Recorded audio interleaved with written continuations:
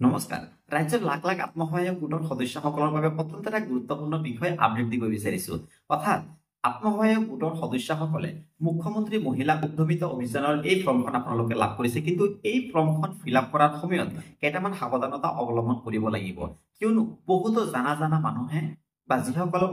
already fill up কৰিছে কিছুমানে already ভুল কৰি থৈছে অৰ্থাৎ বহুতো জানা অভিজ্ঞ মানুহেও এই ফৰ্মখন ফিল আপ কৰাৰ ক্ষেত্ৰত কেইটামান ভুল কৰি থৈছে গতিকে আপোনালোকে যাতে এই ফৰ্মখন ফিল আপ কৰাৰ ক্ষেত্ৰত আপোনালোকে সেই ভুলটো নকৰে বা আপোনালোকে কেনেধৰণে অতি সুন্দৰভাৱে এই ফৰ্মখন ফিল আপ কৰিব আজিৰ এই ভিডিঅ'টোৰ যোগেদি মই আপোনালোকলৈ দেখাবলৈ যত্ন কৰিম আশা কৰিছো আপোনালোকে ভিডিঅ'টো সম্পূৰ্ণ শেষলৈকে চাব আৰু যদি আপোনালোকে চেনেলটোত নতুনকৈ আহিছে তেন্তে চেনেলটো সাবস্ক্ৰাইব কৰি দিব তো ছাৰবাইদেউসকল বলক আমি ফৰ্মখনত কেনেকৈ আৰু কি ভুল কৰি আছে বেছিভাগ মানুহে এই ফৰ্মখনত কি ভুল কৰি আছে আপোনালোকৰ লগত মই শ্বেয়াৰ কৰিব বিচাৰিছো তেন্তে বলক আমি ভিডিঅ'টো আৰম্ভ কৰোঁ এয়া হৈছে আপোনালোকে নিশ্চয় ফৰ্মখন দেখা পাইছে এই ফৰ্মখনত বিশেষকৈ পেজ 1ত বিশেষ ক'ব লগা নাই কিন্তু সেকেন্ড পেজতে ক'ব লগা আছে গতিকে প্ৰথম পেজত আপোনালোকে কিন্তু প্ৰথম পেজত আপোনালোকে নামটো লিখা সময়ত আপোনালোকে কেপিটেল লেটাৰত লিখিব অৰ্থাৎ আপোনালোকে গোটেইখিনি ফৰ্মটোৱে আপোনালোকে কেপিটেল লেটাৰ লিখিলে ভাল গতিকে নাম্বাৰ 1 আপোনালোকে সদস্যটোৰ নাম লিখি দিব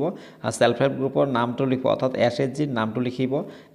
এছএইচজিৰ এমআইএছ কোডটো লিখিব মোবাইল নাম্বাৰ কাষ্ট এনেধৰণে আপোনালোকে গোটেইখিনি ফিল আপ কৰি দিব নাম্বাৰ 1 পেজত ইমান ক'ব লগা নাই কিন্তু এইটো পেজ ঠিকে আছে এইটো পেজ সকলোৱে ধৰিব পাৰিছে কিন্তু সেকেন্ড পেজত আপোনালোকে কিছুমান এটা সমস্যা আছে যোনটো সমস্যাৰ কথা এতিয়া মই ক'ব লগি আছো যেনে 13 নম্বৰ আপোনালোকে দেখা পাইছে গাঁও পঞ্চায়ত বা VC DC VDC MSc constituency name তো গতিকে আপোনালোকে যোনটো হয় গাঁও পঞ্চায়ত হলে গাঁও পঞ্চায়তৰ নাম দি দিব এমএসসি কনস্টিটিউয়েন্সি হল অৰ্থাৎ যোনটো হিলছ এৰিয়া আছে বা কাৰ্বি আংলঙৰ ক্ষেত্ৰত এমএসসি কনস্টিটিউয়েন্সি আপোনালোকে নিজৰটো দি দিব ব্লক দি দিব ডিস্ট্ৰিক্ট দি দিব ইয়াৰ পাছত আছে এলএসি নেম এলএসি নেমৰ ক্ষেত্ৰতে বিশেষকৈ ভুলটো কৰি আছে এলএসি এজ পাৰ লেটেষ্ট বুলি কৈছে ইয়াতে অৰ্থাৎ বৰ্তমান যোনটো মানে শেহতীয়া সমষ্টি যোনটো পুনৰ নিৰ্ধাৰণ কৰা হৈছে সেই পুনৰ নিৰ্ধাৰণ কৰা অৰ্থাৎ নতুনকৈ নিৰ্ধাৰণ কৰা হৈছে আপোনালোকৰ যোনটো আগতে এলএসি নেম আছিল সেই এলএসি নেমটো কিছুমানৰ চেঞ্জ হৈছে অলৰেডি তো গতিকে আপোনালোকৰ যোনটো বিএলও আছে আপোনালোকে বিএলওৰ লগত আপোনালোকে ডিটেইলছটো জানি লৈ বা বিধানসভাৰ সমষ্টিৰ যোনটো নাম এই নামটো কিছুমানৰ চেঞ্জ হৈছে অকণমান চেঞ্জ হৈছে গতিকে আপোনালোকে নিজৰ বিএলওৰ পৰা আপোনালোকে জানি লৈ আপোনালোকে সঠিকটো আপোনালোকে ইয়াতে লিখিব যেনে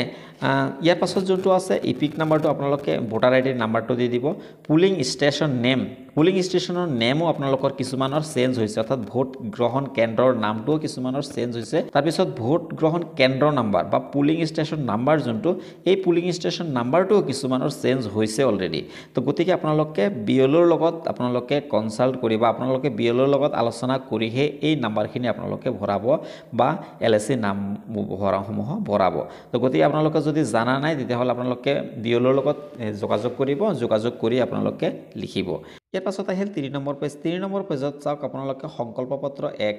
সংকল্প পত্ৰ 2 বুলি আছে এনেধৰণে আপোনালোকে যদি ইংলিছত ফিল আপ কৰিছে তেতিয়াহ'লে আপোনালোকে পেজটো টাৰ্ণ কৰিব বা তাৰ নেক্সট পেজ যোনটো আছে সেই নেক্সট পেজত আপোনালোকৰ ইংলিছত লিখা আছে সেই ইংলিছখন আপোনালোকে ফিল আপ কৰিব এখিনি ঠিকই আছে সকলোৱে ধৰিব পাৰিছে নিজৰ নামটো হ'ব ইয়াৰ পাছত হাজবেণ্ডৰ নাম বা ফাদাৰ নেমটো হ'ব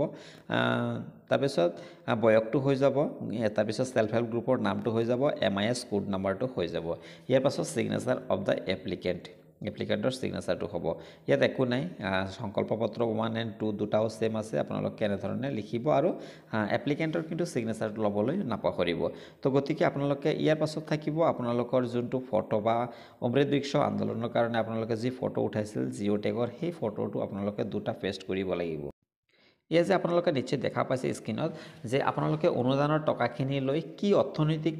কাম কৰিব বা কি কামত ব্যৱহাৰ কৰিব আপোনালোকে ইয়াৰ তালিকাৰ পৰা আপোনালোকে যিকোনো এটা বাছনি কৰি ল'ব আৰু সেই বাছনিটো আপোনালোকে লিখিব ক'ত 22 নম্বৰৰ যোনটো কুৱেশ্যন থাকিব সেই কুৱেশ্যনৰ তাতে আপোনালোকে ইয়াৰ পৰা যিকোনো এটা আপোনালোকে তাতে লিখিব তো ছাত্ৰসকল আপোনালোকে নিশ্চয় কথাখিনি বুজি পাইছে তো আজিৰ ভিডিঅ'টো ইয়াতে সামৰণি মাৰিছো আপোনালোকে যদি বুজাত কিবা অসুবিধা হৈছে আপোনালোকে কমেণ্টত জনাব তো গতিকে আজিৰ ভিডিঅ'টো ইয়াতে সামৰণি মাৰিছো ধন্যবাদ সকলোকে